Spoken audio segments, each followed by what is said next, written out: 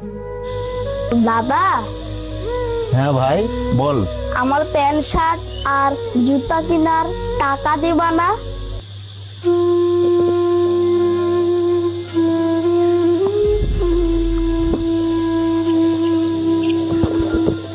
এই নে ভাই, এই 1000 টাকা দিয়ে শার্ট আর প্যান্ট নিবি, আর এই 500 টাকা দিয়ে জুতা কিনে নিবি, ঠিক আছে? আচ্ছা দাদা। আচ্ছা যা।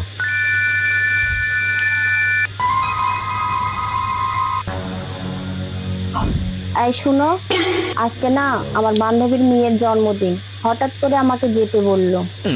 যাও না, সমস্যা কি, যাও। বলছিলাম আমাকে যদি তুমি কিছু টাকা দিতে তাহলে আমি একটা শাড়ি কিনতাম। আচ্ছা, গত মাসেই না তোমাকে একটা নতুন শাড়ি কিনা দিলাম। তোমার কয়টা শাড়ি লাগে?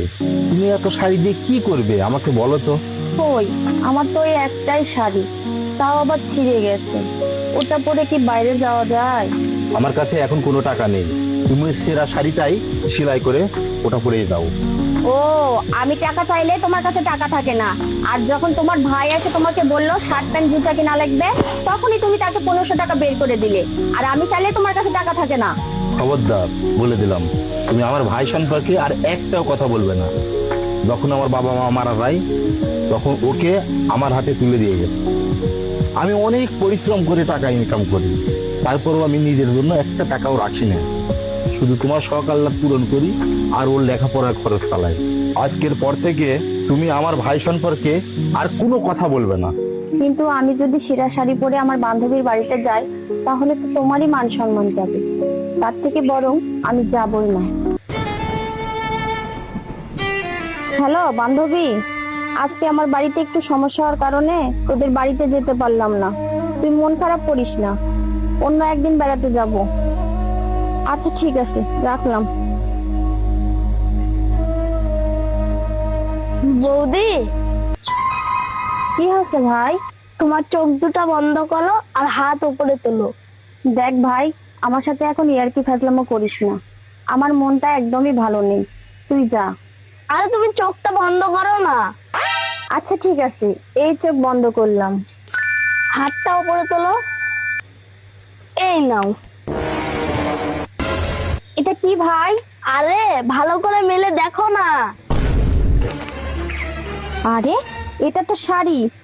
ভাই, তুই শাড়ি কেনার এত টাকা কোথায় পেলি? তুমি যখন সকালে দাদার সাথে কথা বলছিলে, আমি আড়াল থেকে সব শুনেছি, এবং তুমি যখন বান্ধবীর সাথে কথা বলছিলে, আমি সেটাও শুনেছি। তাই আমার শার্ট প্যান্ট জুতা কেনার জন্য দাদা আমাকে যে টাকা দিয়েছিল না, সেই টাকা দিয়ে আমি তোমার জন্য এই শাড়িটা কিনে এনেছি। ভাই, তুই আমাকে এত ভালোবাসিস। আচ্ছা বৌদি, তোমরা ছাড়া আমার কে আছে বলো তো? আমি যখন খুব ছোট, তখন মা বাবা দুজনেই মারা যায়। মরে যাওয়ার পর থেকে তোমাকে মা মনে করি আর দাদাকে বাবা মনে করি। আর আমি মনে হয় আগের জন্মে অনেক পুণ্যের কাজ করেছিলাম, তাই মনে হয় আমার বাবার মতো একজন বড় ভাইকে পেয়েছি। বৌদি, আমি জানি বড় ভাই মানেই সাহস, বড় ভাই মানেই শক্তি, আর বড় ভাই মানেই অনুপ্রেরণা। বৌদি, বড় ভাই মানে বাবার পরে মাথার উপরের ছাদ। অনেক ভাগ্যক্রমে এমন বড় ভাই পাওয়া যায়।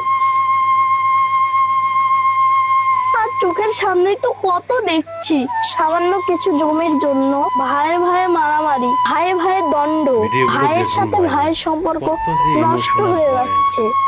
আচ্ছা বৌদি, তুমি বলো তো, ভাইয়ের কাছ থেকে যদি ভাই হারিয়ে যায়, টাকা পয়সা, এই জমি জমা, তার বিনিময়ে কি ভাইকে ফিরে পাওয়া যায়?